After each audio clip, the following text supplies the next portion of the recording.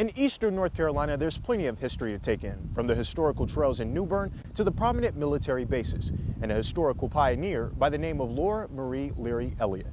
When we are studying our Black legacy here at East Carolina University, she's one of the prime examples that we always go to when it comes to leading the way for those coming behind us. A historical pioneer is just one of the many words some students consider Laura Marie Leary Elliott, the first African American to desegregate and graduate from East Carolina. It's important to understand the journey, the trials and tribulations that they endured as students of color at a predominantly white institution, because that helps us realize that some of the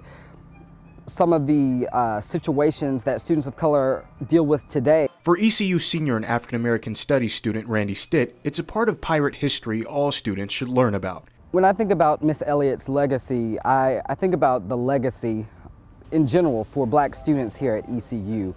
We are very fortunate to have a very large number of African American students here compared to some of our other comparable institutions within the state. For Stitt, the name alone echoes perseverance. It's important when you see that name, you recognize the rich history behind it and the significance that comes along with her in general. Elliott's legacy has an everlasting influence on university leaders who aim to make the university more comfortable for students of all races. So for the students here today, it's a piece of their history, and they're very proud of what Mrs. Elliott did at that time, and to do it as peacefully as it was done in the early 1960s was a testament to her courage and her strength. Vice Chancellor Dr. Virginia Hardy says this part of ECU's history is an intricate part for all students to learn.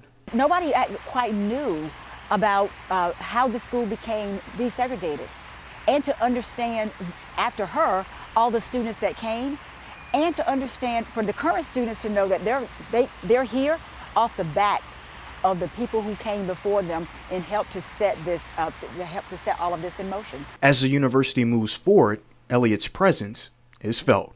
She meant perseverance, and we're grateful that we were able to have such a dynamic individual as her lead the way. In 2013, Laura Marie Leary Elliott passed away after a short battle with cancer.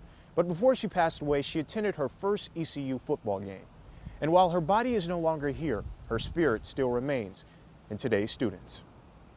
For Hidden History, I'm Dominique Moody.